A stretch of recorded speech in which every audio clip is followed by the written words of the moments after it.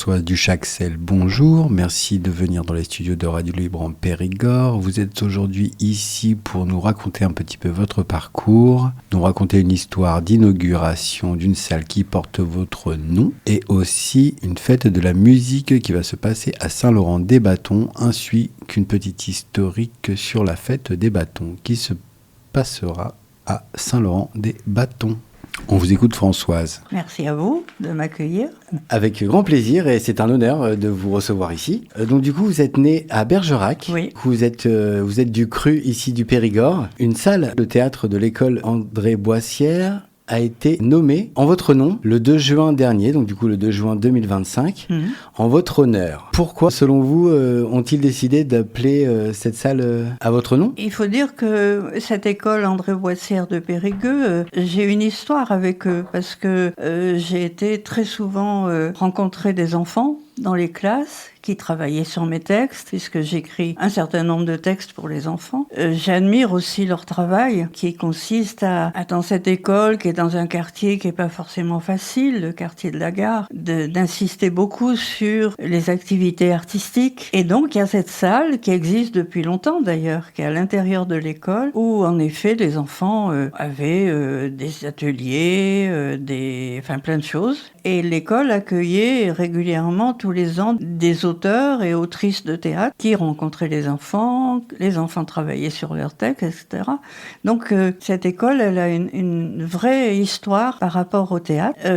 Et donc ça a été pas vraiment une surprise qu'on se rencontre, mais c'est vrai qu'on a eu un compagnonnage depuis au moins 10 ans, je dirais. Il se trouve que récemment, j'avais demandé à Marie Cherbéraud, qui est la directrice de l'école, si je pouvais rencontrer une classe de l'école par rapport à un texte que j'étais en train d'écrire et sur lequel j'avais besoin de l'aide des enfants parce que ce texte, il s'appelle L'anniversaire d'Anaïs et il se passe une après-midi d'anniversaire. Or, pour les enfants, l'anniversaire, c'est très important. Mais bon, vu mon âge, je ne savais plus comment ça se passait. J'avais envie de leur demander qu'est-ce que vous faites pendant un anniversaire, quelle musique écoutez-vous, à quoi vous jouez, etc. Donc, ils m'ont raconté plein de choses. Et ça m'a aidé à compléter ce texte de l'anniversaire d'Anaïs. Et du coup, l'instituteur de la classe que je rencontrais a souhaité que ses enfants le travaillent, ce texte, finalement, une fois qu'il a été fini d'écrire. Donc, voilà, ils sont en train d'ailleurs encore de travailler pour le présenter fin juin, je crois. Ils en ont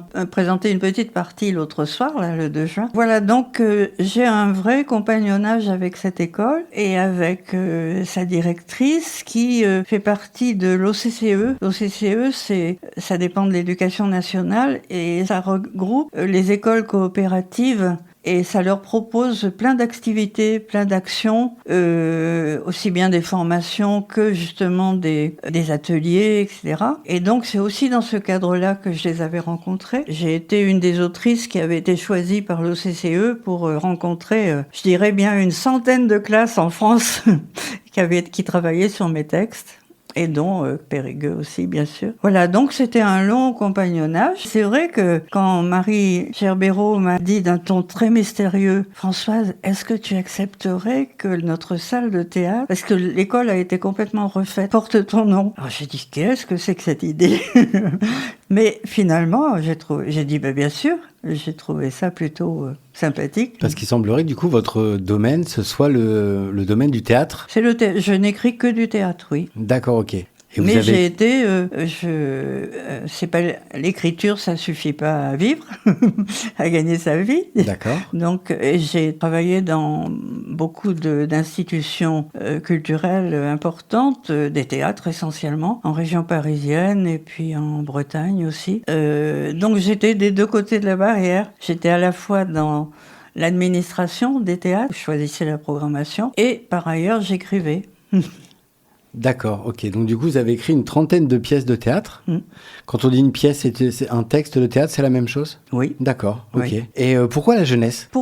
J'ai pas commencé par écrire pour la jeunesse. Mes premières pièces, c'était des textes pour des comédiens professionnels, adultes, on va dire. Et puis, un jour, un metteur en scène m'a demandé d'écrire un texte pour des adolescents. Et pour qu'ils le jouent. Voilà. Je savais pas du tout ce que j'allais écrire.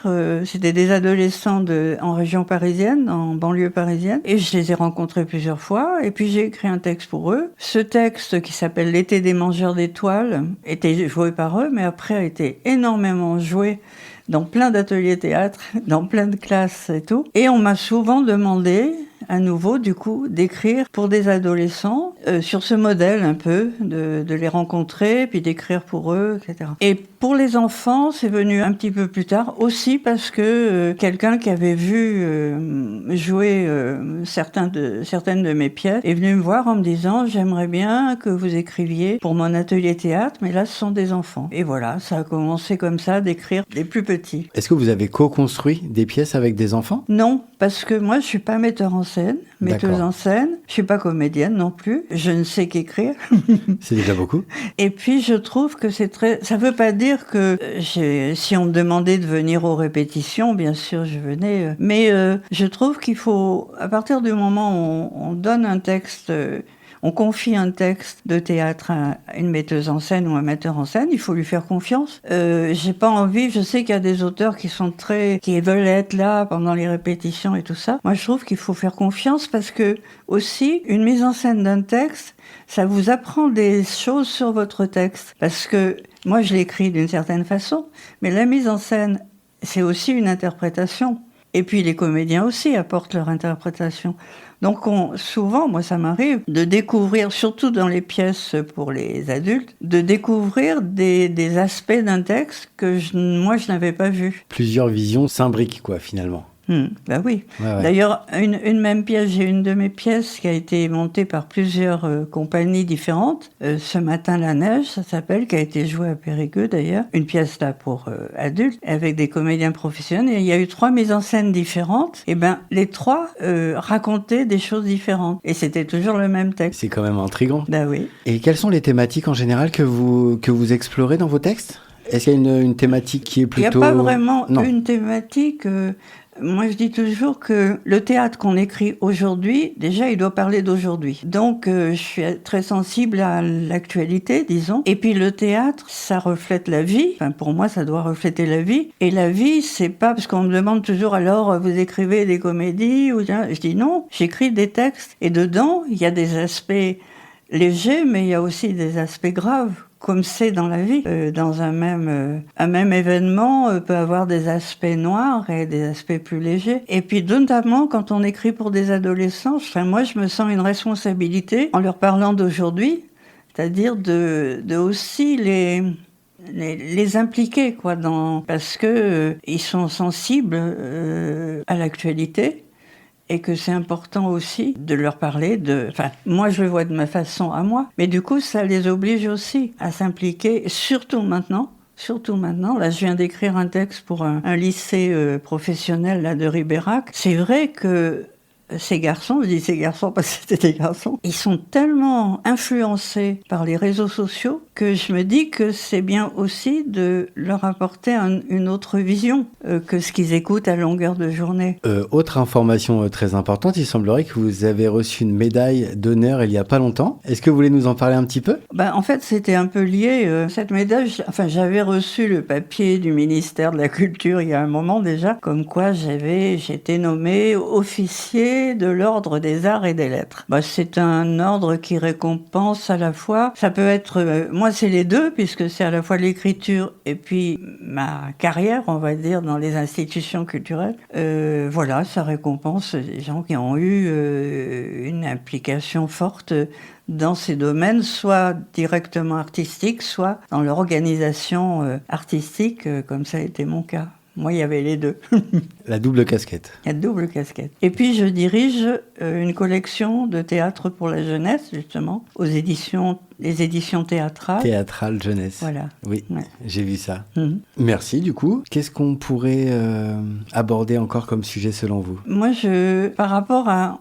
j'ai donc beaucoup rencontré les enfants et les adolescents, mais j'ai aussi, et pour moi ça a été une partie importante aussi, j'ai toujours lié dans les théâtres où j'ai travaillé, le travail strictement de programmation et de communication du théâtre, avec des actions comme on dit, sur le terrain. C'est-à-dire, j'ai travaillé dans les prisons, j'ai travaillé dans des quartiers difficiles, etc. Parce que je trouve que c'est notre responsabilité dans des lieux culturels d'aller vers tous les publics, de pas se contenter des gens qui vont de toute façon au théâtre, mais d'aller aussi vers ceux qui n'y vont pas. Donc, pour moi, c'était aussi des expériences fortes. Quand j'étais à Rennes, au Théâtre National de Bretagne, à Rennes, il y a une prison, un centre de détention des femmes, et ce sont des femmes qui sont en longue peine, donc pour des peines lourdes, quoi. Voilà.